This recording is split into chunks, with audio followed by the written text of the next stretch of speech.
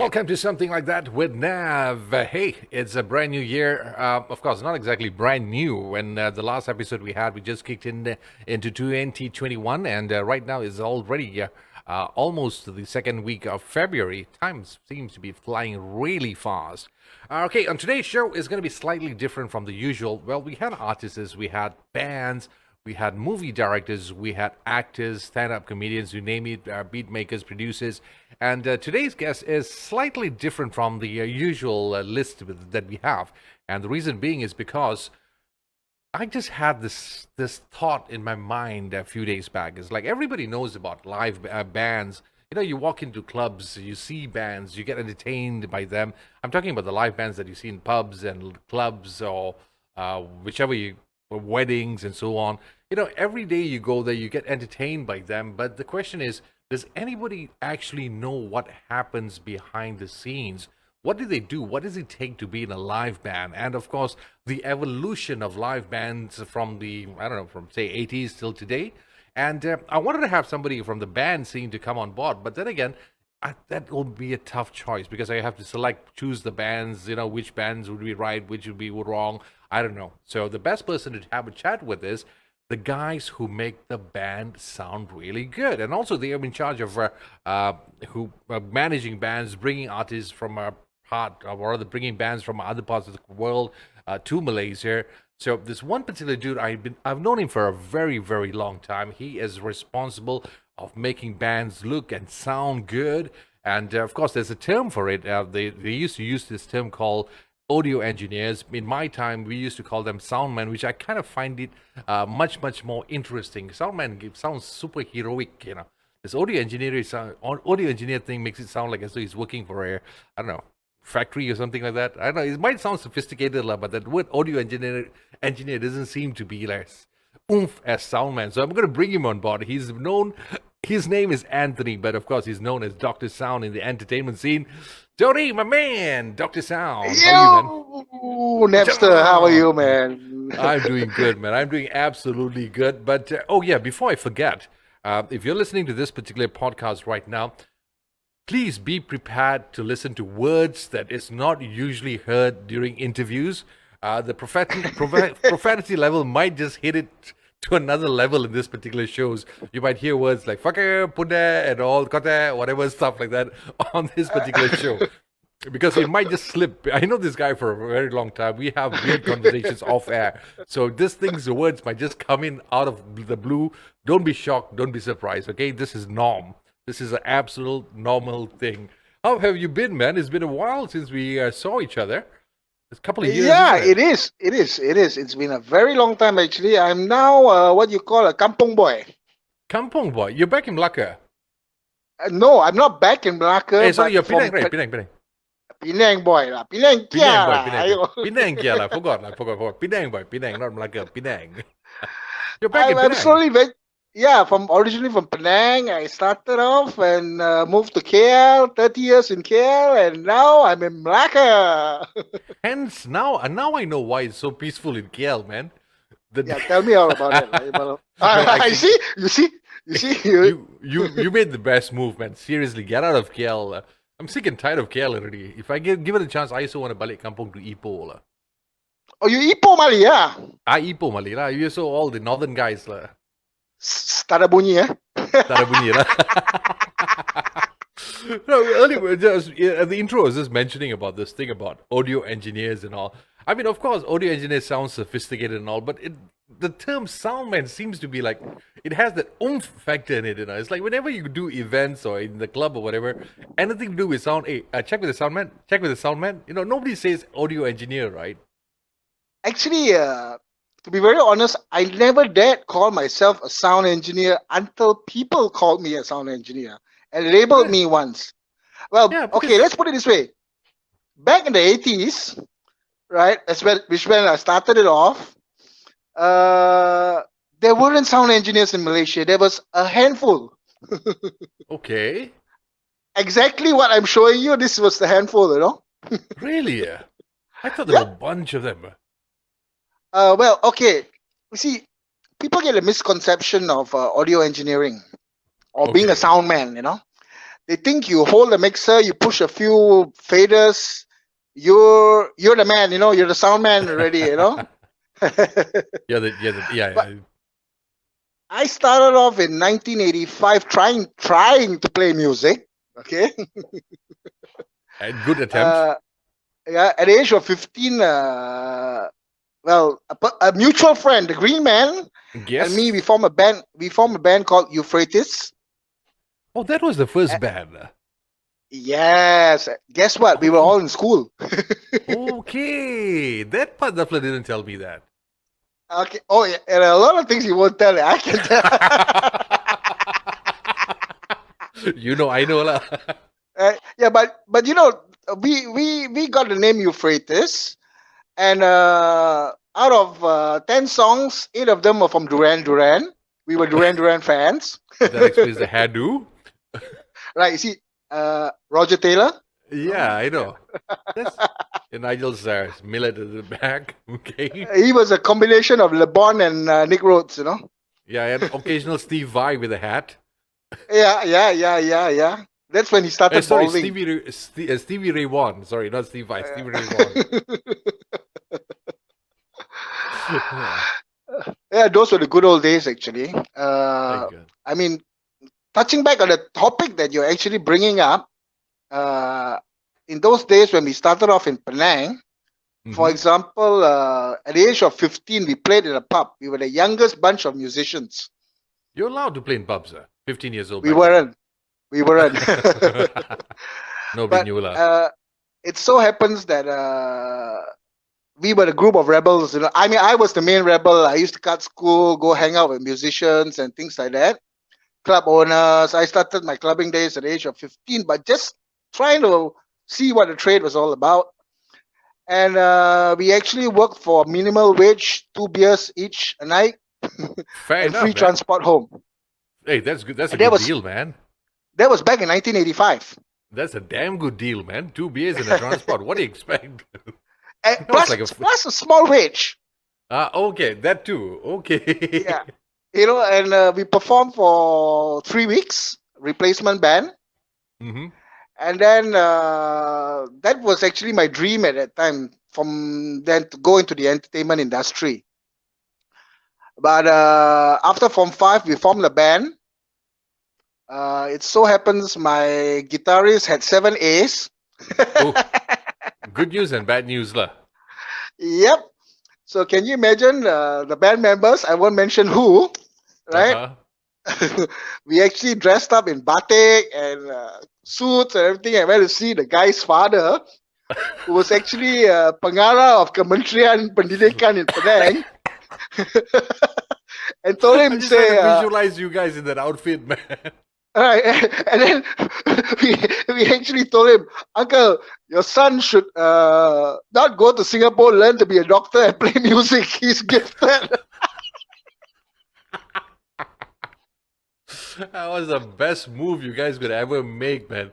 Yeah, the father chased us of the house. We went running, man. I'm pretty sure Nigel Green would have led the whole party, lah. Actually, the 2 brainwaves behind it was him and me. Oh man! And typical. Now I know why the is like that, lah. He convinced me to do a lot of things which I shouldn't have done, but I did it anyway because of him. Well, you see, you must know who his father is. The art of public speaking. I know. Actually, come to think of it, he has the skills in that, lah. But think about it. Yeah. You had a friend who had 7 A's. So eventually you lost your guitarist. How did that go on for you? Did you get a replacement or just disbanded? We played 1 gig and we disbanded. Oh man, that's a sad story, lah. But not actually, lah. I look at it. It was a blessing in disguise. It gave me the option to choose what I wanted to go into, and of course, our good friend Nigel went into singing, and he formed a band called The Headlines. Okay. And I became the engineer of the club. Oh, Penang lah. Yeah. Okay. It was all actually our brainwave, sitting down there, hanging out. The owner actually helped us form the band, gave the band a place to practice. And, those days, bands were bands. Yeah, it's a difference there. Yeah, I grew up listening to stories from Sweet September, Alley Cats. These were our Penang icons. Yeah. And then we had bands from Kuala Lumpur, Headwind, for example. Nice. Headwind came to perform in Penang. And at the age of 16, I actually went to watch Headwind in the club, and I watched the engineer work. And I said, one day I'm going to work for this band. Nice. And my dream came true in 1992. Wow. Still, let me All see. right. I was what, 2 years old. Yeah. Tell me about it, man. Man, that was an experience, all right, man. Working with Headwind was huge back then. They were really Okay. huge. Now, this is something I want to talk about the live band industry, where using Headwind as an example, all right, people used to pay, right, at the clubs to sit, drink, and watch 5 batangs on stage, kampong pisang, and they used to pack the house. I experienced that myself. I've seen that myself. All right. Now, the entertainment was all about good music, good performances. Yeah, it's like, the thing is this, like, that's one of the things I wanted to ask you earlier, because the evolution of bands, like you said, the days that you played, it was all about music. People actually went there to check out the bands, and it was all about the performance and good quality thing. People actually packed the clubs just for the band. It wasn't like the band Right. was a side dish for you drinking. People go to drink because of the band. Right. True. Very Yeah, that true. was the You see, yeah, that was that was the that 80s, early yeah. 90s. Yeah, that's when I started going into that business, because I used to be one of the DJs in one of those clubs, checking out live bands. I mean, while live bands had breaks, I used to spin music, so I used to watch, and I used to be Yeah, I know amazed. the club. Yeah, you know very well. So those are the places used to be amazed watching this band. So what happened, man? 80s and 90s, and now? You see, the transition took place, right? Let's just say the industry killed the industry, I would say. Really? Yeah, club owners, number one. Okay. Towards the mid 90s, right? It's not how well you played, but how many women you had on stage. Hence you explained that one keyboardist and 3 ladies in front there, lah. We haven't reached that stage yet. We still could survive, all right? Okay. And then they started going and getting into the women thing.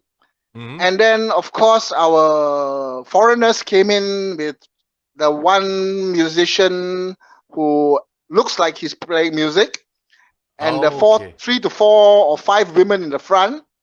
And slowly, club owners were starting to want that. Okay. I mean, in those days, let's just say from 1988 till 1988 to 1994, 93, 94, you could still have contracts 3 months a year, in each different state. Yeah. And we'd have the agents coming in, and saying, okay, your next stint is here, your next stint is here, you're booked, and they were drawing good income. Yeah, because they were not being paid peanuts. I know how much most of these bands used to get. Like some of the bands that I used to know, like bands like NRG, Alley Cats, and a couple of other guys, La Vivas, and they used to get paid a handsome amount to perform because they used to draw in people. And the Right. trend of them performing, I'm just going to go way back a bit before we come back to this particular thing. It's like bands, the discipline level, the set, the performance was very different. I'm not saying that the current one is bad, but back then it was totally different.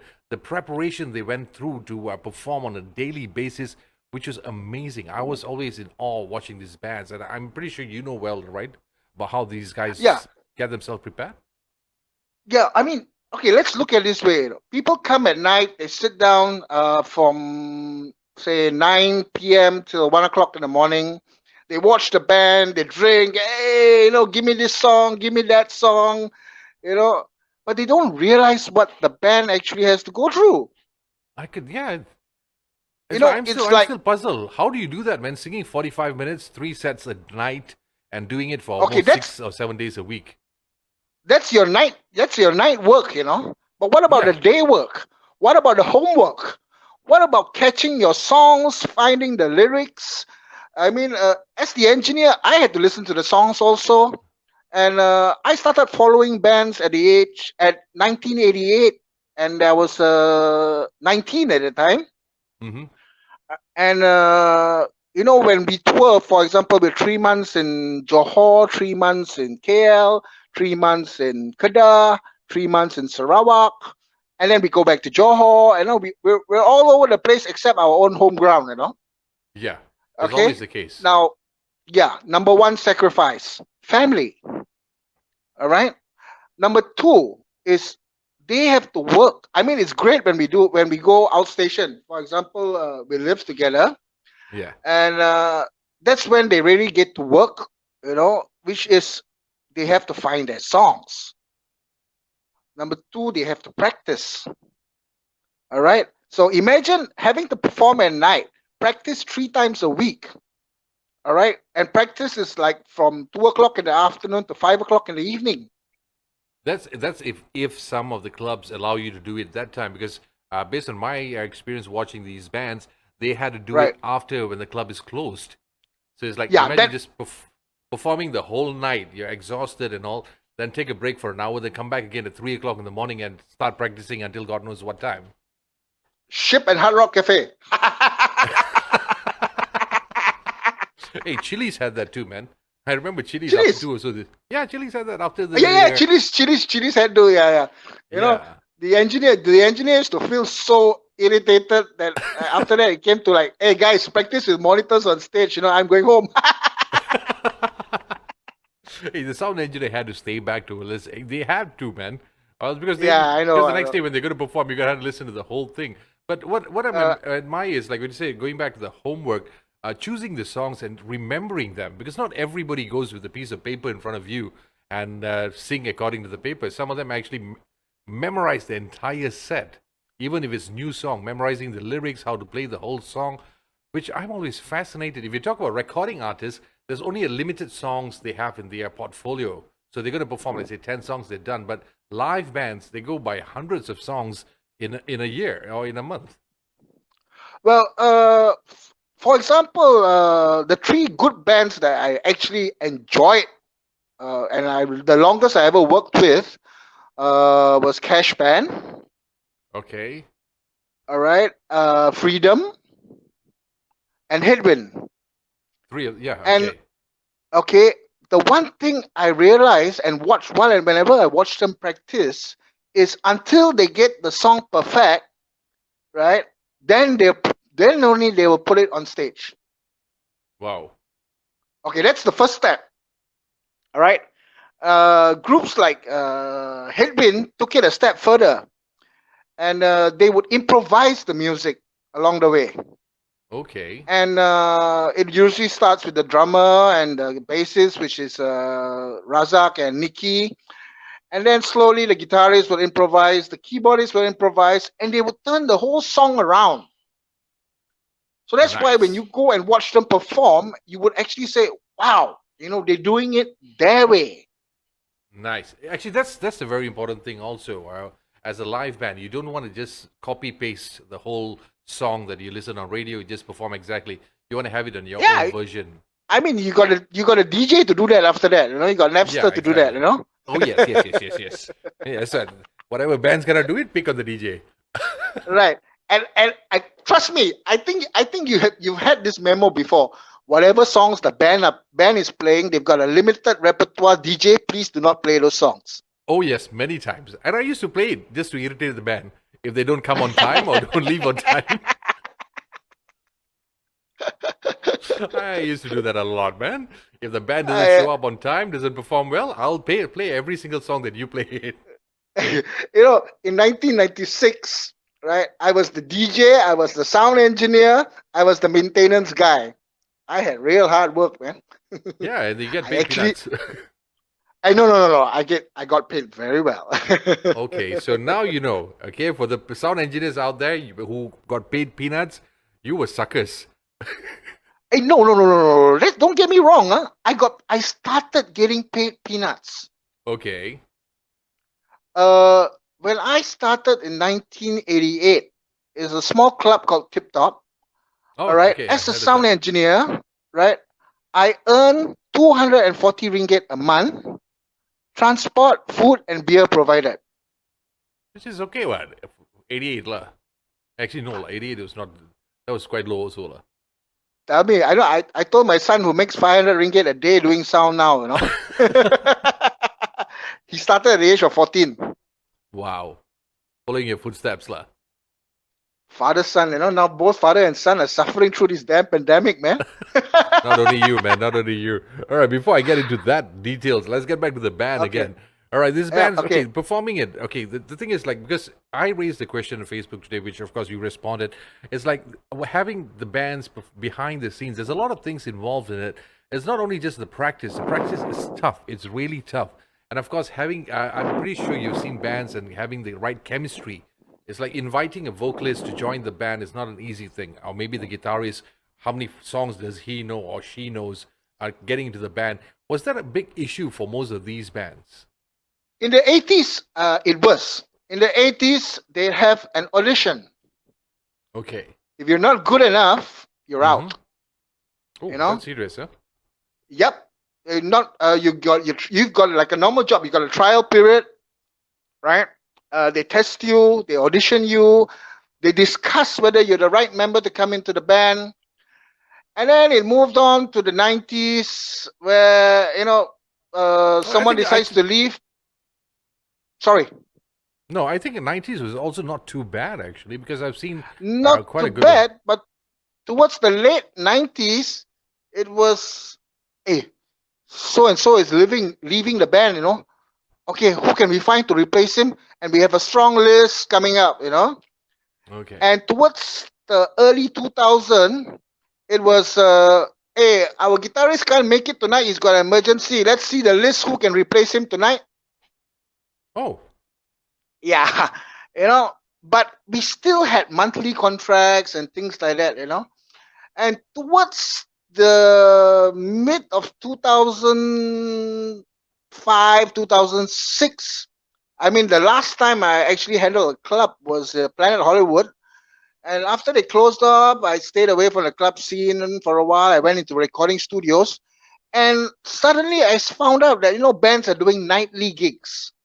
That is my number one question because talking about this, the nightly gig, this happened, I think, somewhere around, I don't know, 2010s?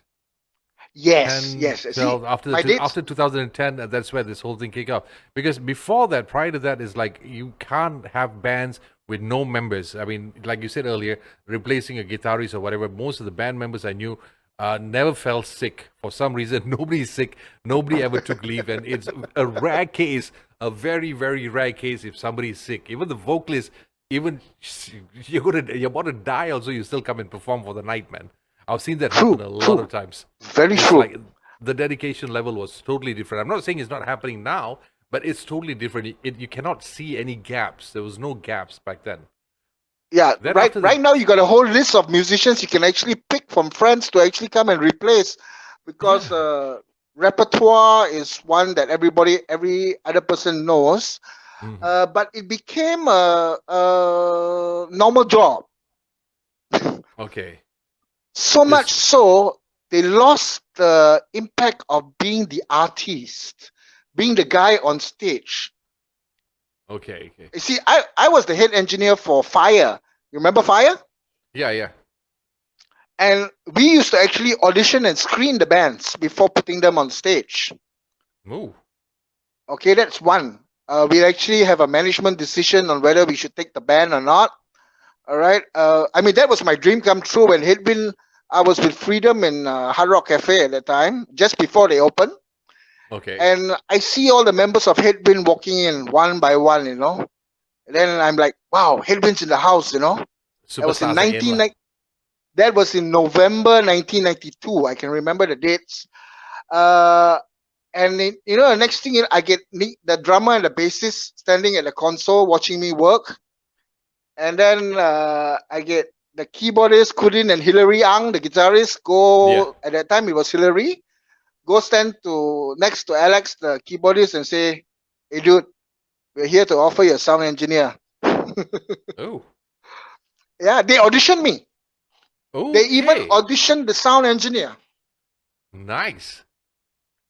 And immediately after the whole set, Nicky, who was a Penang boy, Penang Kia, Hmm. he turned around straight. He told me straight to my face, "We're here to offer you. The job is with Fire Discotheque. Are you interested? You will be our personal and permanent engineer." The thing is this: bands, do they have to select the sound engineer or audio engineer, whatever they call it, or do they have to this go along with the clubs? Because some clubs already have the engineers, right? Do they work that way? Because I'm always confused. I never really asked this question to any of the audio engineers before. Do the bands select the audio engineers, or do they is an option for them? It's an option. Okay. You see, I started off with the bands that I worked with. I had a thing that look here, because I'm doing. I mean, I was labeled the most glamorous engineer at that time. I kind Che, of che, work in a che, che, trench che. coat. I had Che, my che, che. hair long hair. It used to be dyed like 5 colors thing. Right? I get more women than any of them. That's the important It one. was a thing. It was a thing. It was a competitive thing. That's all in the portfolios, lah. Yeah, but you see, at the end of the day, uh, there was not it was not a recognized trade to have a sound engineer, not only for the bands but even for the clubs. Okay. All right, the band would have to go to a club, right, and the mixer will be on stage, and you do your own sound. Okay. Now here comes this band in 1989 onwards called Cash Band, and they say, Mm-hmm. look here, whatever you provide the band members, we've got one extra member, which is our sound engineer. He gets all the same benefits, right? And if your equipment is on stage, he's on stage with us. Which is fair enough because the audio engineer would know the band's sound. Yeah, and I was one of the few who were working with bands in that time, you know and that's why I got a chance to travel with them throughout Malaysia, live with them, eat with them, understand the lifestyle. We Mm-hmm. went through hardships together, good times together, and it was not an easy life. Okay. But the bonding was everybody there. keeps saying Everybody keeps saying, being they call us band boy at that time, Yeah, that's the term. Band boy. Band boy. Yeah. band boy, yeah. Being the band boy, yeah, we were treated good food, but there was a thing about accommodation at one time. You know, they start when the influx of the foreign bands were in. They Mm-hmm. started treating the local bands like that. They put you in one beaten up apartment and things like that. And of course, the best is whenever you work for hotels. Yeah, you get the hotel rooms itself. You get everything, down there, but not Yeah. all the time. Not all the time. Sometimes they give you how they call it, rumah kedai. You stay on the top there. You have mattress, those thin foamy mattresses. Oh, rumah Yeah, bujang lah. yeah, yeah. Rumah bujang kind of style. And Oh of course, man. we had agents that time that actually fought for us. The industry had good agents like the late Grant Pereira, Mr. K. Selvaraj, Late Stephen uh, Joseph. Stephen Joseph. Yeah, man. Oh, see, you mentioned that name. I'm getting Yeah. goosebumps, man. Stephen was a He's great listening to guy, man. us. Yeah, He's a he was great great. guy, man. How he laugh.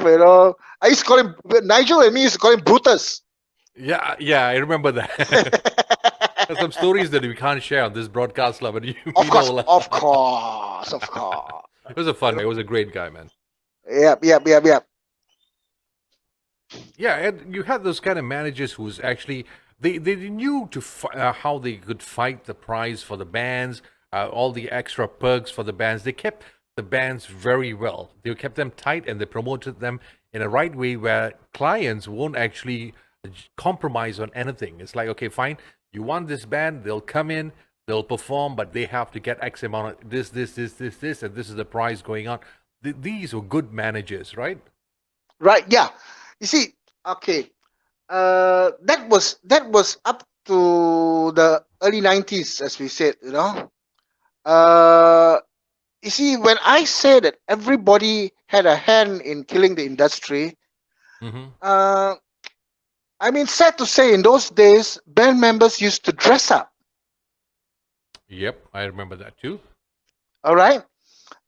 Now it came to a time where you go into a club and you look and you don't see the band members around. You sit down, you see this guy who looks like you. Next, you might be dressed better than him and all. And next thing you know, the guy walks up on stage and say, "Hey, welcome back to the next set." Exactly. I mean, you get what I mean? That Yeah, I know because, that's like I said, I'm not. I'm sorry for interrupting. Because, like I said, wanted to ask you this also because the evolution of these bands, the transition, it's like it was. I'm sorry, like I said, I'm not putting any bands down. It's not to say that they're bad or whatever, but back then everything was kind of fixed as like an artist. You looked at the band as an artist. They come in, they perform how they look, their appearance, the songs they perform, how they perform. It was totally different until the after the 2010s, like what you said, how they dress and how they come up on stage and perform. It has changed. yeah. But you Why? see, it was not their fault. You see, Okay. for example, is the money became smaller. Oh, Inflation. All right. okay. Now, to dress up, it's going to cost you money. One, Mm, right? okay. Apart from that, they need to spend money on upgrades of their equipment. Drummer has to buy drumsticks. Guitarist has to change guitar strings. It's not cheap. All right. Now, let's just say the current average musician earns about the same what he used to earn 20 years ago, right? Which is bad. You're supposed to be increasing, man.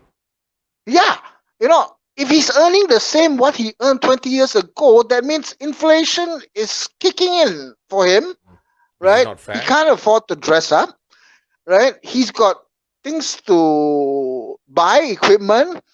He's got to concentrate on livelihood, you know. So at the end of the day, what happens? The bands become smaller. They become daily musicians. The club stops hiring bands every night on monthly contracts, right? And the influx of Okay, the I get it. foreign I get it. bands, you Okay. know. So I mean, okay. For example, I in 1996, Okay. 95 actually, I I was working for this club called Zodiac. I don't know if you heard of it. Bukit Bintang. Yeah, behind KL Plaza. Yes, yes. They used to have good tea time, tea dance or whatever they call it. See, guess what, man? That's how I met my wife. Actually, she followed me to the church at 6 o'clock in the morning. Stood Oh, outside there, giving out flyers on the first idea for tea dance, and we okay, okay, okay. packed the place. And for a one shop lot club, right? We were making 25K to 30K a day on a Sunday. Foo, Friday and Saturday can't foo, touch. Friday and Saturday sales is equivalent to Sunday sales. foo. That explains it, man. Okay, okay, All okay. right. Yeah, now I know. Now I regret not going that much. Pare. Pare. Your beard, very good, very nice. We know what happens on Sunday night after that. Oh yeah. The amount of kurikarans that be there, Yeah, I know. It was a nice thing last Sunday. No, but the thing is, like that's where they had bands from abroad also, right? Yeah, those. You see, I was a part. I as the general manager of the club, I actually went to Manila to choose my own bands. Okay. And it so happens that a good friend of mine was Aguilar's guitarist. Oh. Yeah, his name is Rolly. Mm-hmm. And I actually we used to catch up every night. I went to watch him play. He was performing at the Shangri-La. Mm-hmm. Do you know how long their contract is and how long they've been playing at the Shangri-La? As How a long? Class A band. All right, it's Where? a Filipino Class A Shangri-La, band. KL? No, Shangri-La, Philippines. Okay, how long? Close to 8 years.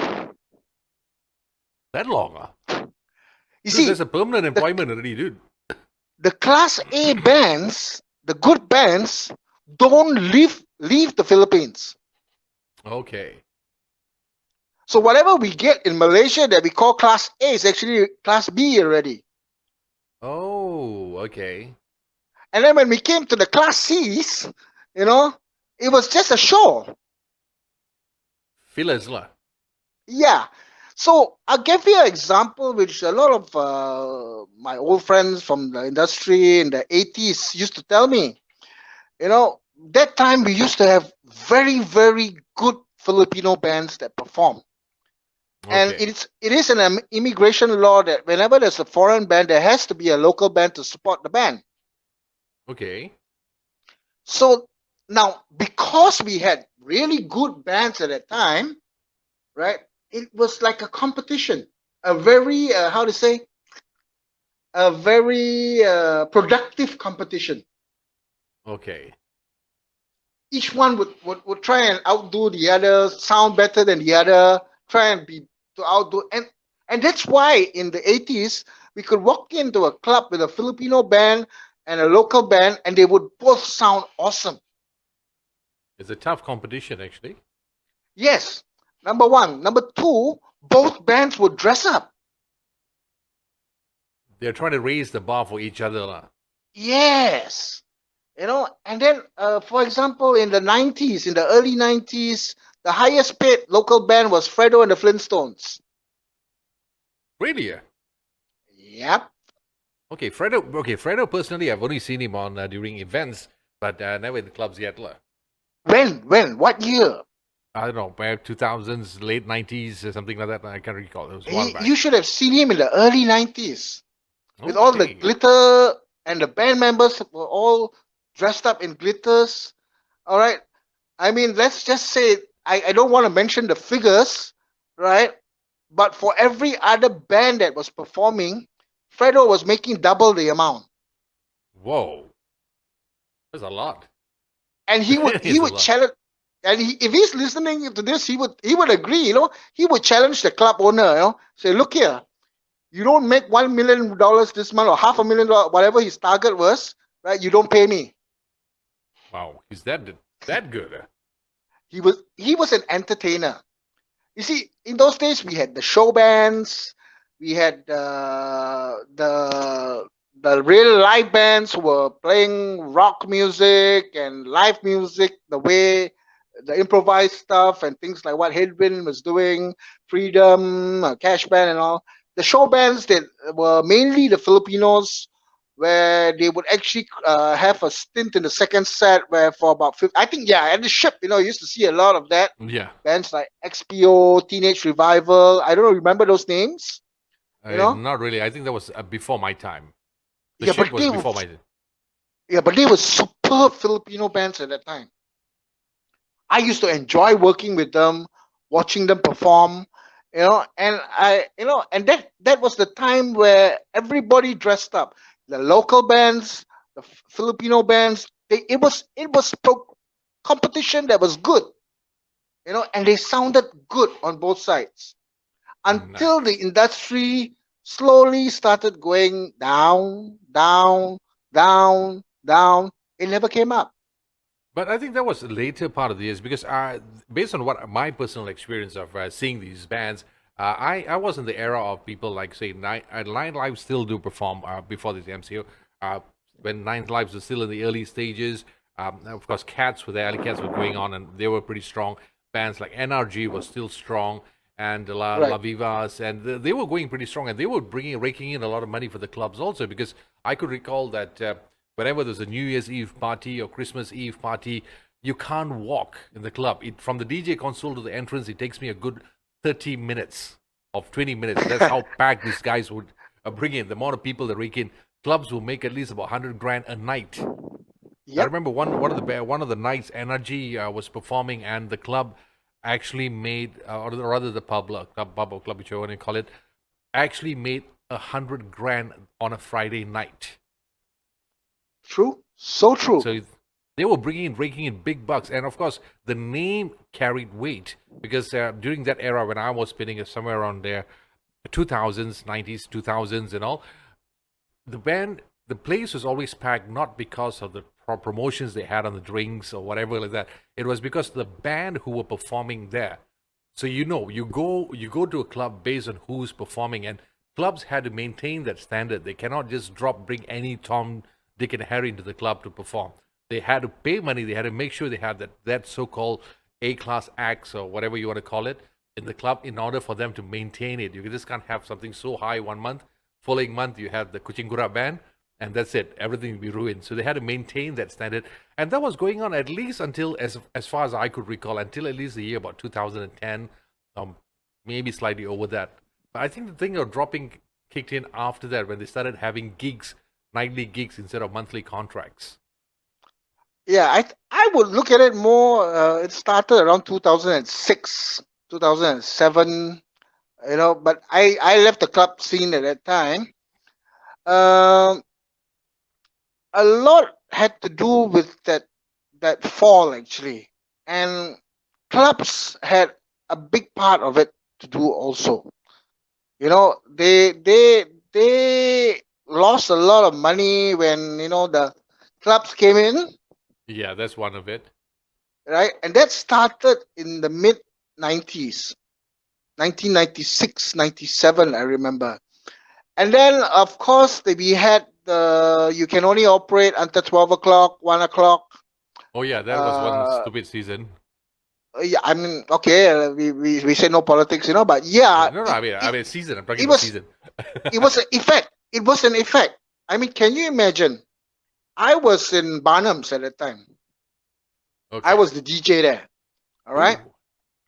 Yeah, man. I spin. Ooh. I spin. Ooh, yo. Speed. Ooh, yo. I do speed mixing. Okay. All right. By the bars. Okay. I don't look at the computer and just go shift, shift, Oh, shift, okay, shift. old school, old school. Old school, man. Old school. But yeah, you see, I used to do the Macarena on stage or so, Oh yeah, it was a compulsory thing for us. You had to, lah. If you're a DJ back then, you must play Macarena. You don't play, you're not a good DJ, man. So imagine, no, playing it is one, doing it on stage is another. I had a boss like Ken Chia, so you can imagine, Don't remind me, man. Don't remind me of all that. But you see, even on the DJ side, all right, we don't talk about live bands only. In the DJ sites, when we had clubs like Beetle Nut, I don't know if you heard of been to Beetle Nut. Yeah, I have. We had DJs like Skin, Robert Ma, Francis Core, where the DJs actually entertain at the same time, It was a compulsory thing, even because when I was playing back then, it was a compulsory thing that your DJs have to interact with the crowd. You got to keep the party going, not just play music. You have to talk on the mic. You have to do some games, do something. You work hand in hand with the band. Also, bands entertain. DJs also entertain at the same time. I'm not talking about just a plain club thingy, but as a fun pub or fun clubs, you had to do it. It was like a compulsory part of your job. Yeah, I haven't been clubbing in a while, but let me just ask you these questions, right? How many clubs have that now? Yeah, that's a very good question. I haven't visited clubs in a very long time, but based on what I hear, well, you hardly find that. Most of them were kind of a jukebox thingy going on. Yeah, it doesn't only go out to live bands. It's also club DJs, pub DJs. I mean, happy hour used to be the great time where you actually interact with the customers, talk to them. I mean, when I DJed for 3 years, now 95, 96, 97, 2.5 years. All right, I started happy hour straight up to the night, the disco sets and things like that, and all. Right, I chose to stop drinking alcohol after that. Ooh, we all did, man. We all did. I reached the stage where I said, after today, no more. I could imagine that. Wife would be complaining that I'd be crawling back drunk every night. I think anybody who's been in the scene at that particular time, there's a particular time of your life you'll say like, no, fuck it, I don't want to do it anymore, man. I just want to drink it and don't want to touch alcohol. I don't want to smoke. I don't want to do anything. We all do that. True. We all been there, we've all experienced it. And but the sad thing is you don't find that anymore in clubs. Yeah, it's sad. I mean, I don't want to sound old. I don't want to sound old. I do. It's not like we're sounding ill. I know things evolve. It's a transition. It is a period. It's a trend that goes on. At one phase is going to be like this. The next phase is going to be like that. But now the movements of this so-called phase that's happening right now, is it good or is it bad? That is my number one question. Because you see, all the stuff that we just spoke about for the past 10 minutes were exciting times. Times that actually generated revenues. The bands, the DJs, people spending money to come in. But when did this all change? Like you said, we have a particular year, of course, trends of like when Bangsa started kicking in. Bangsa didn't have bands. It was just pubs going on with cheap alcohol. So the hotel clubs actually had to compete with this kind of bands. And then when halfway through they realized, like, okay, it doesn't matter if I have an expensive band, as long I sell something, I cut my costs on the bands and just focus on the alcohol promotion. And that took place for a phase of time. And currently, it's like I am so confused. I was actually talking to some of the live bands and also some of the managers. It is totally different than what it used to be because they said the same thing like what you said. People kind of neglected on investing in themselves when it comes to performing, unless they've been in the old school. I mean, they've been performing for many many years, but the newer generation of musicians have changed very much. Is that the case? Do you think that this so-called switch or transition is good or bad for the market? You took the words right out of my mouth. Actually, it was a domino effect. Okay. And it's going to take the combination of everyone. I mean, let's not talk PKP. Put PKP aside. Even if it was PKP, like I said, musicians are earning the same thing they were earning 20 years ago, right? Which is bad, But 20 years ago, a musician could make an average of 5 to 6 grand a month. Yeah, that was the each. fee. Then it slowly got down to, I think now the average musician, when they perform, they earn about 200 to 300 ringgit a night. That's very low, man. That's if you perform every night. Okay, that's yeah. If Okay. you get about nowadays is like, if I'm not mistaken, it's at least about 3 gigs a week, lah. You talk about Friday Alright. night, Saturday night, and maybe on a Wednesday or a Sunday. Okay, that's number one. Number two, how many of them are full bands? When we talk full band, minimum 5 piece. Oh, that's going to be tough. Yeah, I see. Club owners has heavily realized, why should I hire a 7 piece or an 8 piece band when I can get the same entertainment with a 3 piece or a 4 piece? And you see, what you mentioned earlier on, the sideline, they actually put themselves on the sidelines. Mm-hmm. That's what I feel. But to bring that thing we had in the 80s and the 90s back again, right? We need a combination not only from the bands but from the clubs and the club owners. I mean, I do sound, all right? Okay. I'll honestly tell you, when I go to a club, they call me in, there's been so many complaints, bad sound and things like that and all. That's how Dr.Sound came in, And the first thing I realized is the entertainment, the sound, and the band was the last thing they thought of. Very, very true. I've seen this before. I've heard this before many times. And then when I tell them, hey, the sound engineer's got to be in front of the band, you got to pull the mixer out there and set it up and things like that and all. You know what? They say, the DJ cannot do. Yeah, save costs. DJ will be the sound man, DJ will be the lighting man, yeah, he'll be everything. You tell them, hey, look here, you got to spend about 2,000 ringgit, 2,500 ringgit to get a good sound engineer or a sound man, Mm-hmm. And they say, wow, so high, namang lah. You teach my DJ what to on, what to off, and the band play, and then you let them jaga themselves lah. For them, it's just this a deco is becoming a decoration piece during nightly affairs. Yeah, I mean, it's sad. It's sad.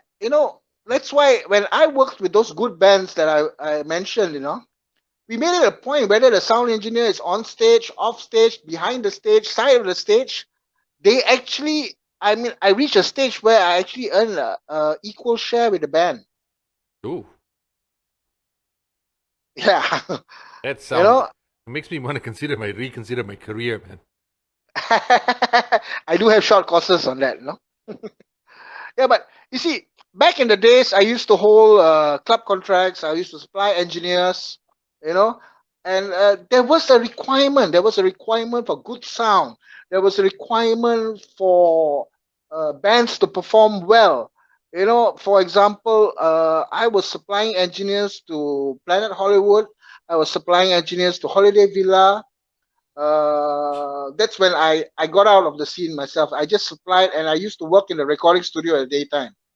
Mm, you know that explains it. and yeah, I'll just go around checking on my engineers. If any big problems, then they call me in and things like that. But clubs actually recognize that they need good bands, that they need good sound, you know and it was not a side piece, it was not a side act. All right. uh, Club managers, club owners will say, bands, you have to dress up, your dressing and things like that, and that's one of the reasons why you could actually demand at that time. That you don't have to dress up all glitter and glamour, but you have to look the artist. True.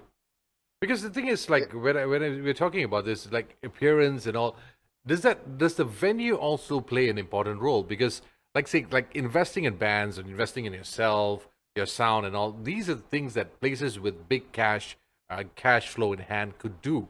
Like, say, for example, hotels. It's like a requirement for you, in order for you to have a 5 star or 6 star rating, you got to have X amount of things going on in your club, so you can't have the budget to spend. But these days, you can also see there's a lot of cafes, small pubs, shop lot pubs, and so on, which can't exactly cater for a full piece band. Hence, the reason why you have sessions or gigs or one man show going on.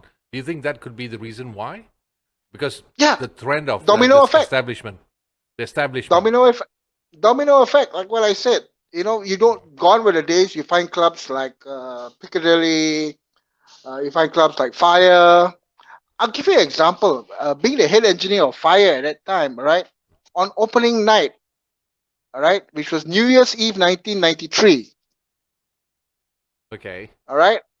Now, Fire was a club that had three sections actually, all right? As you walk in, you have the disco area, Yep. all right? Then you walk in deeper, you go into the live band area, all right? And the top floor, you have the KTV rooms, all right? Now that club could hold about 4,000 people on a packed day. Yeah, I remember the size of it. Yeah, it was a huge place, man. Okay.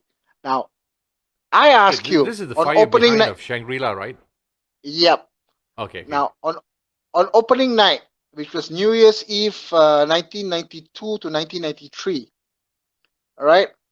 At 10 o'clock at night, the whole management was sitting at the warung opposite the club and saying, "Shit, you know, is this going to be the right thing?" you know, there's nobody, there's nobody walking in.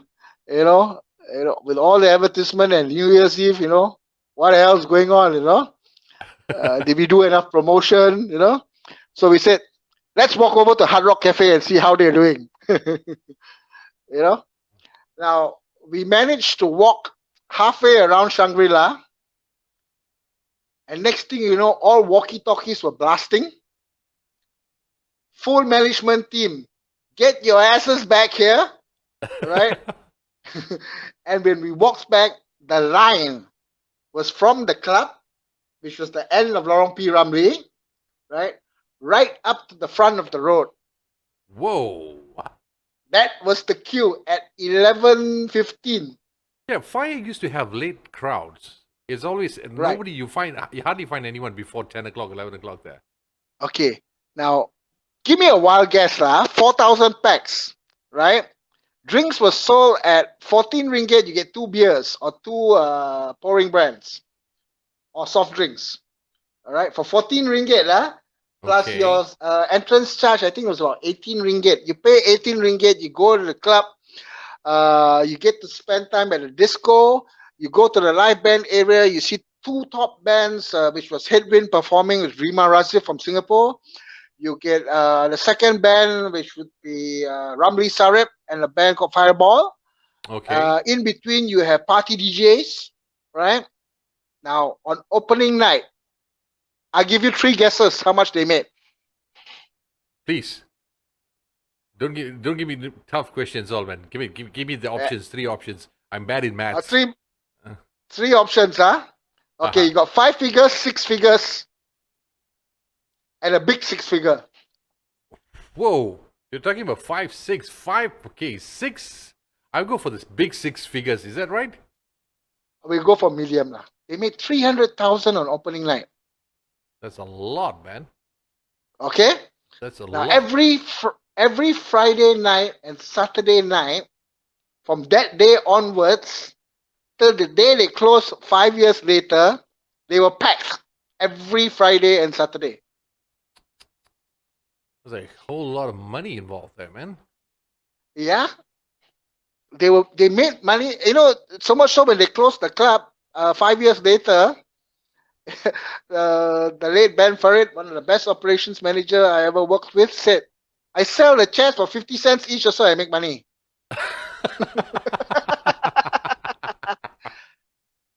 And, oh man.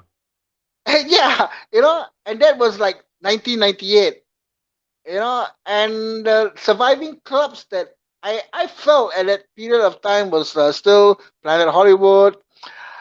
We had Hard Rock Cafe, we had Emporium, we still had Thai Club, Oh yeah. That was a busy But street. All the clubs were very much focused over there. I think half of it yep, is gone right now. Half or right. 3/4 is gone already by now. So now you know why the bands had to break up into small bands, and like you said, there were too many cafes coming up. They couldn't have that big band jobs anymore.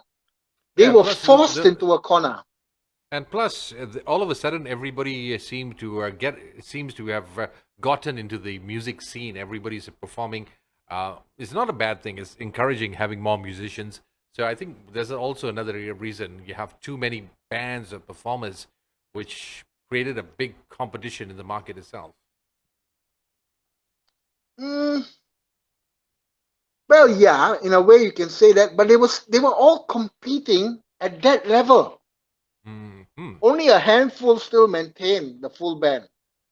But if you were too big, remember I said club owners will say, why should I pay for a 6-piece or a 7-piece, Which is sad, lah. which would cost me 1,400 ringgit a night, when I can get the same entertainment for a 3-piece and pay 600 ringgit a night or 800 ringgit below 1,000. Yeah, true. Because it is sad because when they started having those kind of mentalities, even the customers also started paying less attention to most of these bands. They were just like an accessory on stage. I don't want to mention the name of the club. I did visit it, I think early last year or late the year before that. And I'm a fan of live bands. I'm a sucker for them. It's like when I go to the pub, I make sure that I sit down and watch them, have my drink and watch the band and uninterrupted. I don't go with friends and so on. And I've also noticed that when they were performing, no one actually paid attention to the bands, which was a bit sad. They were trying their level best. The bands are good, but the thing is, the ambience or how it's being sold in such a way that created that perception for the customers that no, it's okay. They are just playing music on the side there. Just request whenever I want to request, and that's about it. They never really sold the band, never really promoted the band. As a matter of fact, there's also another trend that's been messing up the market, which was the band had to bring in people. They had to do their own marketing. So does the DJ. You walk into the club, you have to promote the club, you have to promote your performances, you have to get customers in, you got to have your database and all this kind of nonsense in order for you to perform in a club, which is, I find it ridiculous. That's what's been going on lately. Because I was also talking to some PR people, some managers, band managers, some DJs. They were telling me this, like, hey, dude, if I want to perform in a club, I gotta have some database. If I don't have database, I don't bring in X amount of customers. That's it. I'm never going to get a job again. Those kind of nonsense will take place. Hence, the reason why you see also on social media these days, bands are pushing it really, really hard to tell where they're performing and what's going on and details and such. They were doing the marketing instead of the clubs doing it. So very true. You see, everybody's to blame. You know. Yes, I don't know. Somebody must have started it, man.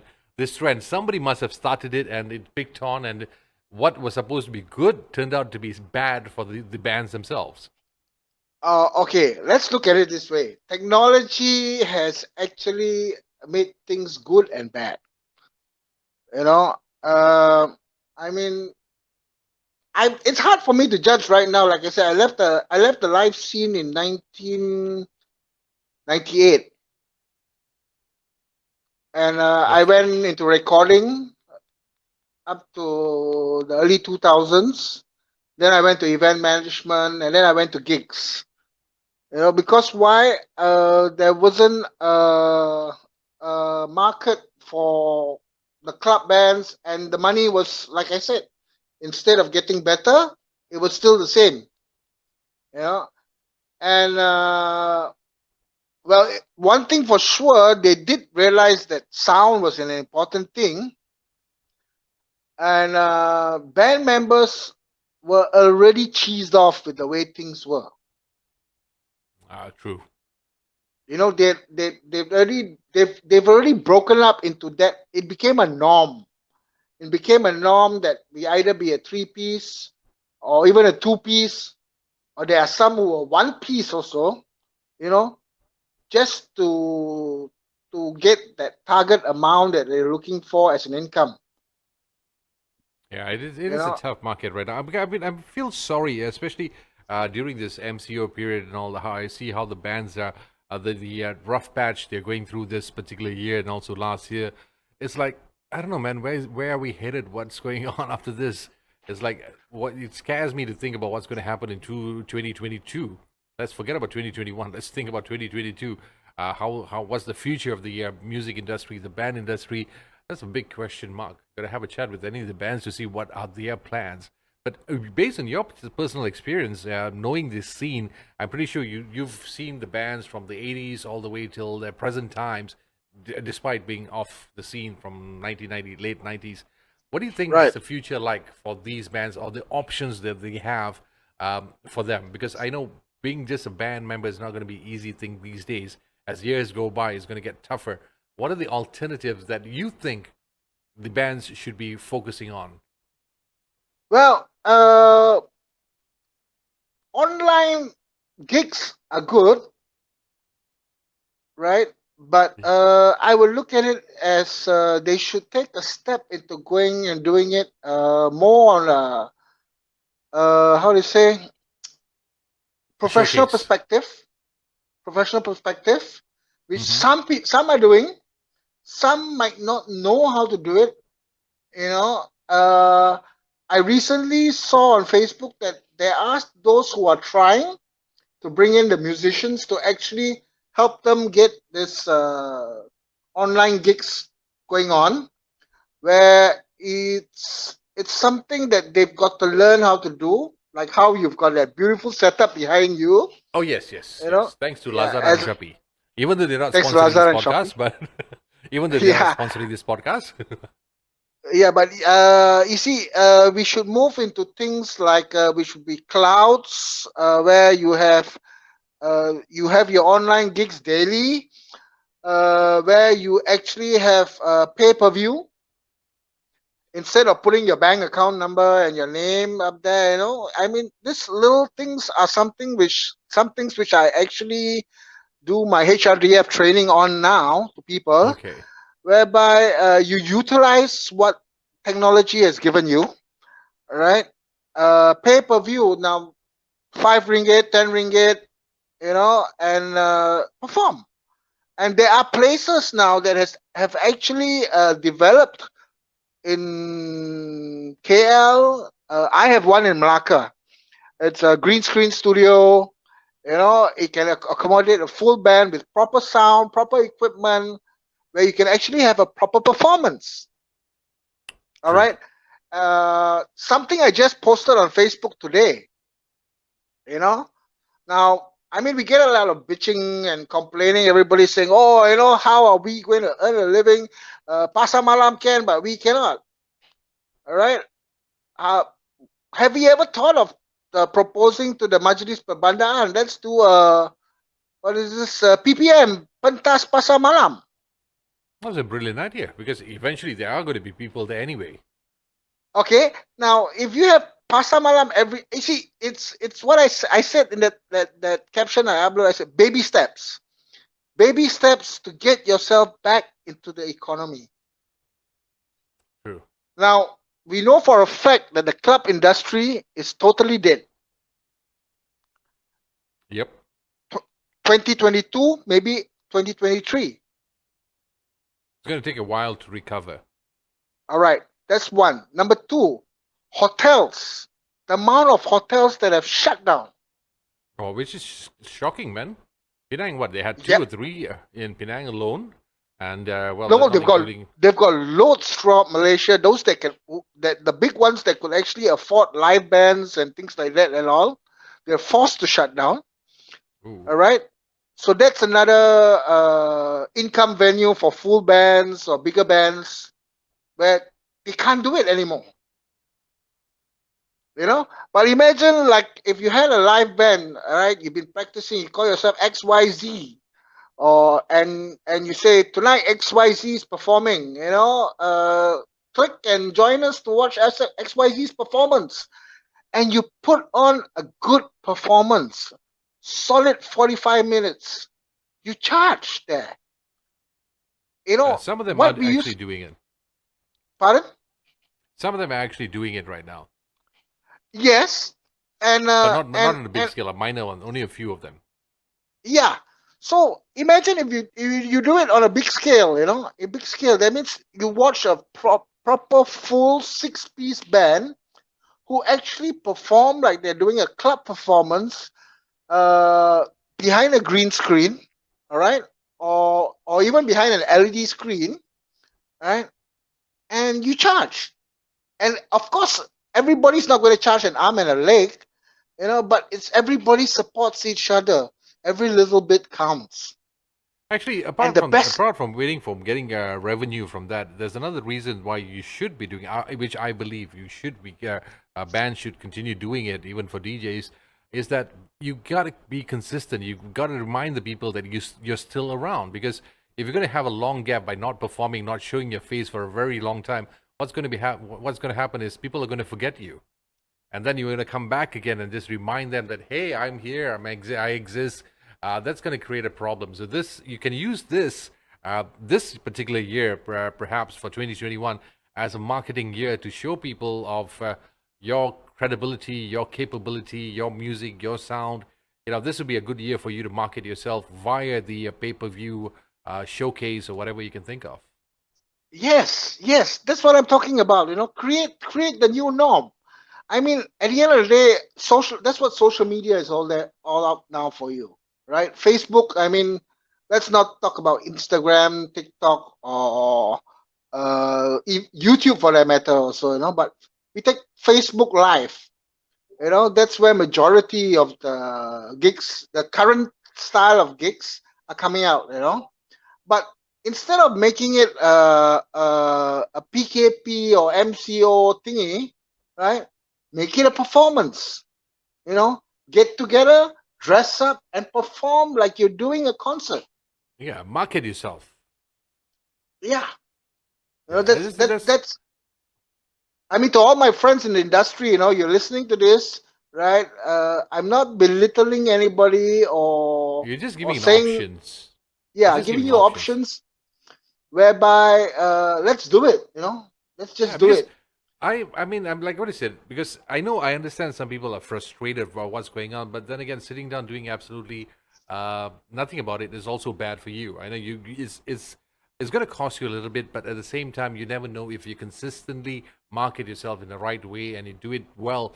You never know next year when things get back to when things get back to normal, people will remind you remember you easily because they saw you often on social media, your showcases. They know how good you were, how you could perform. So the first person they would come into mind would be you.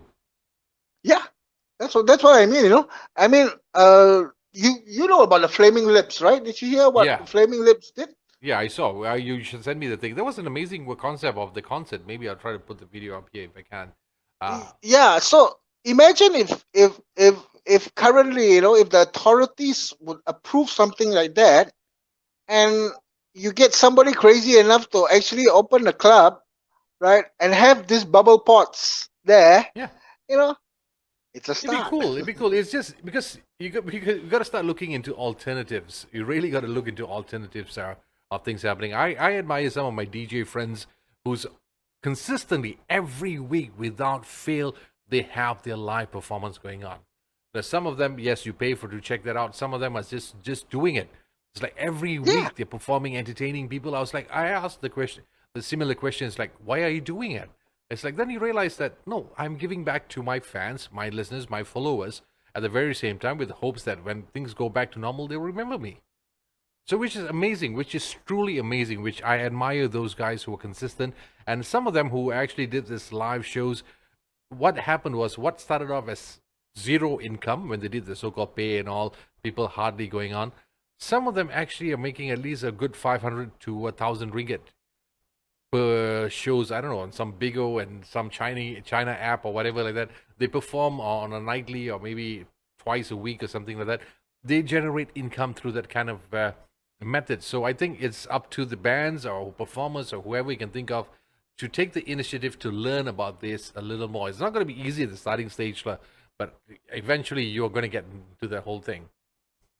Yeah, and can you imagine, if you actually have something like that happening nightly, and you have different groups to choose from, and the best part of it, right? You're not only performing locally to a local club audience.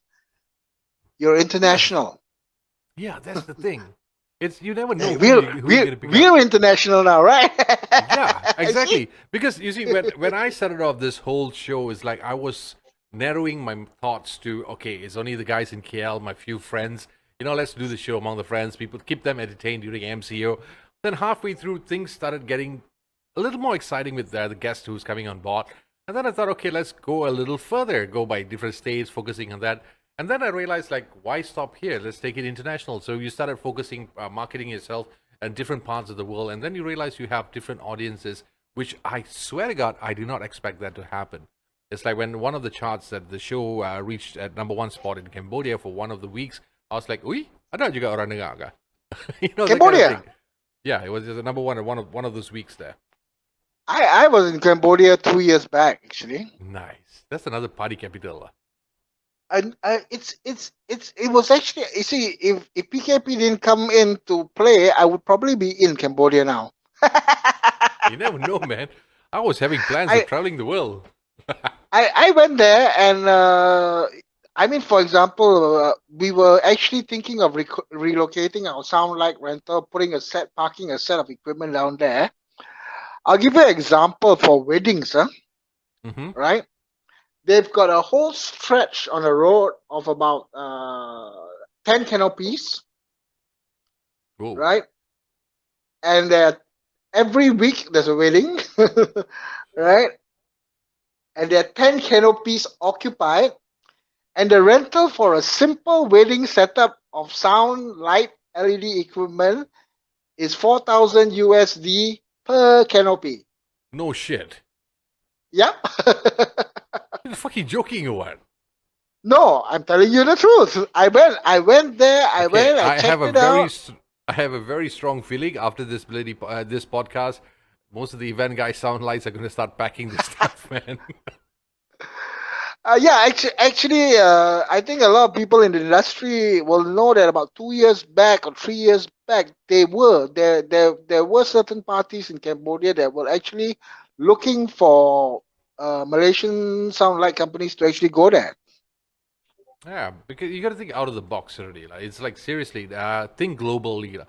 The good thing, I mean, one of the good things that MCO from this MCO is that the world is connected right now, thanks to internet and thanks to technology. The whole world is connected via so many apps. Like for example, when the DJs got together, they wanted to break the Malaysia Book of Records.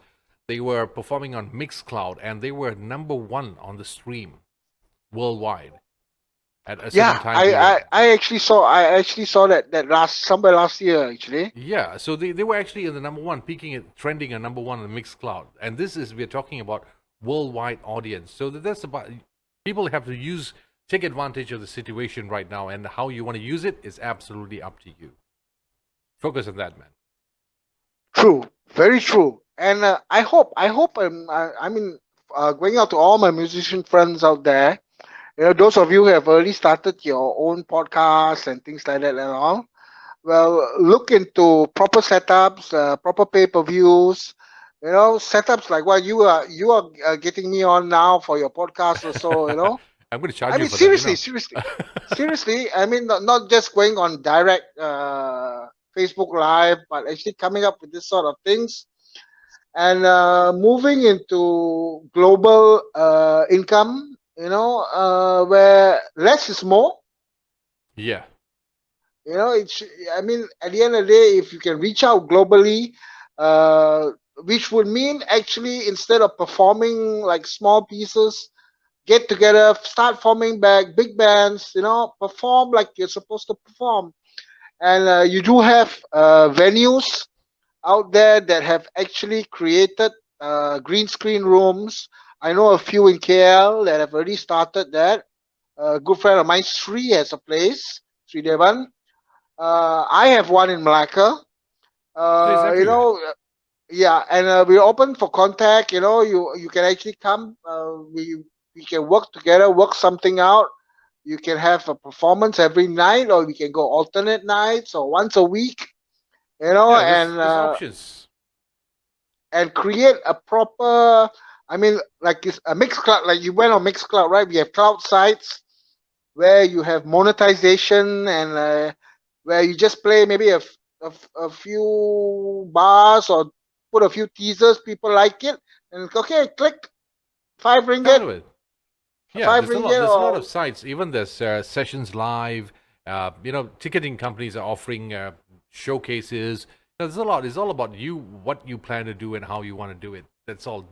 Take the time to go on the net and Google it, or rather do some homework and see what are the alternatives that you have. There's a lot. There's a whole lot of alternatives out there. It's just up to you to decide whether you want to do it or not. Yeah, and take it to the next step. Take it to the higher level. Perform. Do it. Do it. Just as Nike says, just do it. Just do it, man. I'm just waiting for all to see that, man. The good thing, like I said, a lot of good things have been happening. Also, a lot of things that I've learned from everybody out there. And today is one thing that I've learned from you about bands, that the era of bands from the 80s and 90s and what happened back then. I guess one of these days I got to start picking on one of the bands who's been performing recently and see what they have, what's on their mind and what they see things. But for the to clarify terms and conditions or disclaimer or whatever for this particular podcast, remember this show is all about our personal opinion. Tony's one, Dr.Sound, and mine is just our perspective, or rather Tony's perspective of what he sees over here.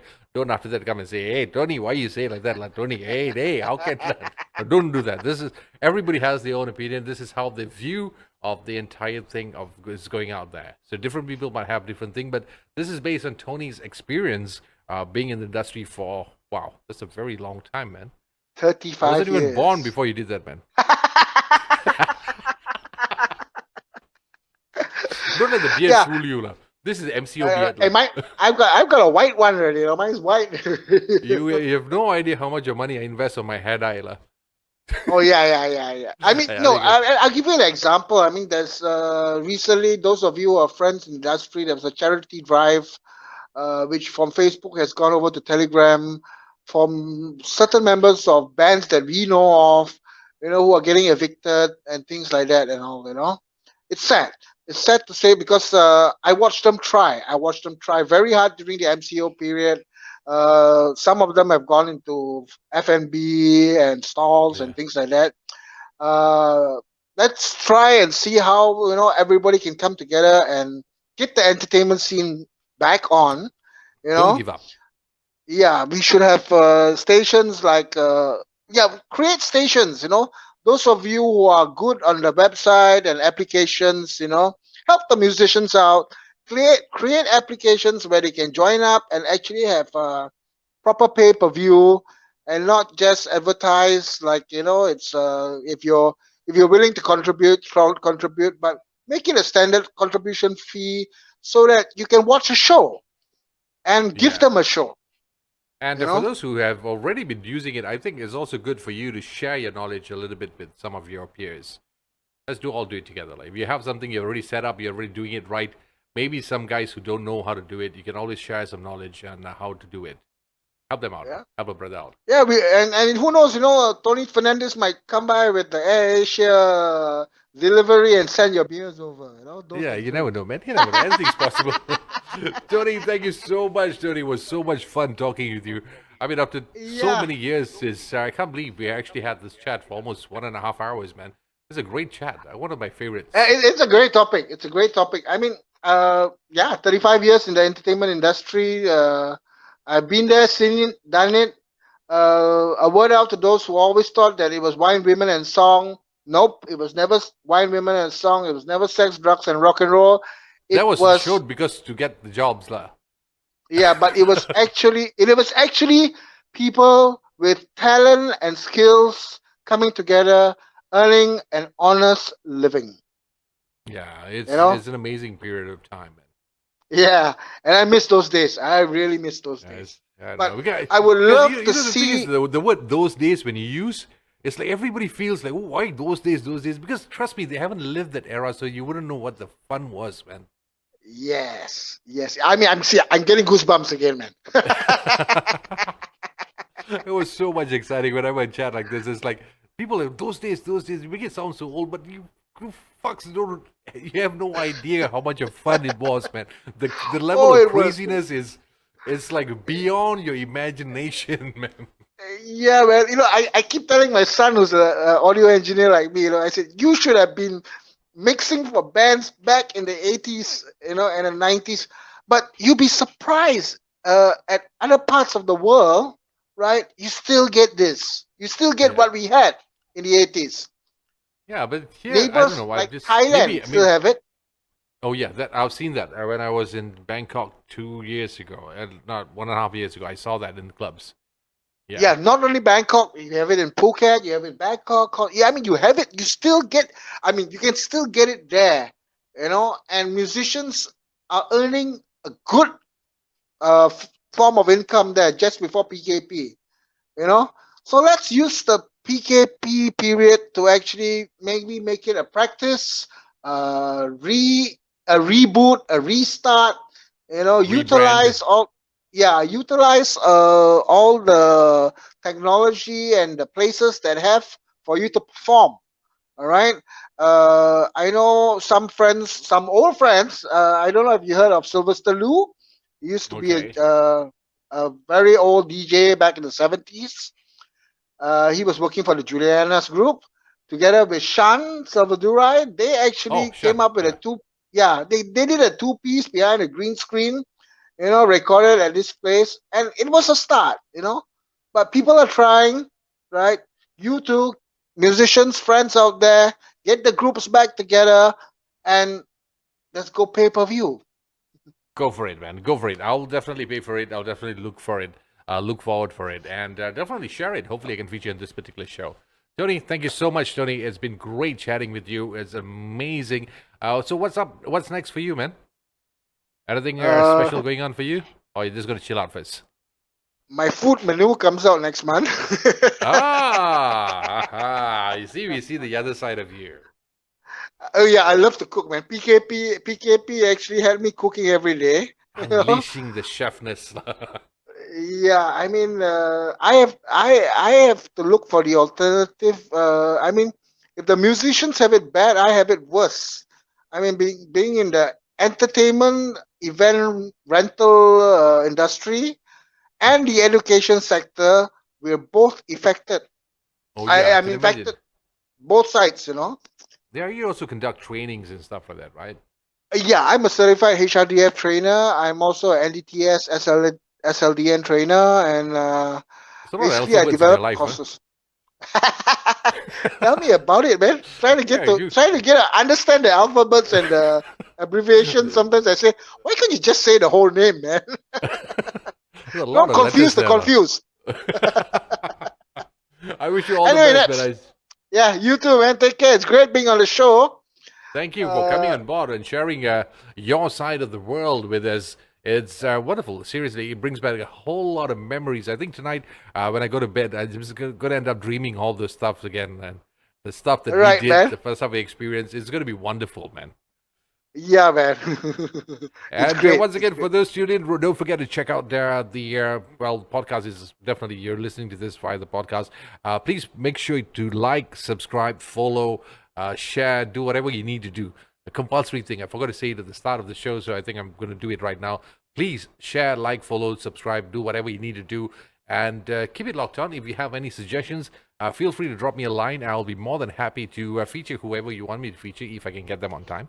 And for the rest of the part of the world, hey, Happy New Year, Happy Chinese New Year. What Kong else? Hei Pa Choi. Kong Hei Fai Choi. That's what I want to say. I don't want to use the word Chinese New Year anymore. Apparently, Kong Hei Fai Yeah. Choi means I hope you get rich. So I'm going to tell that to everybody. Kong Hei Fai Choi. Fat Alright, means Tony. rich, you know. Yeah, exactly. I hope you get rich, man. All right, Tony, thank you Yeah, so man. much, man. Have a nice day, dude.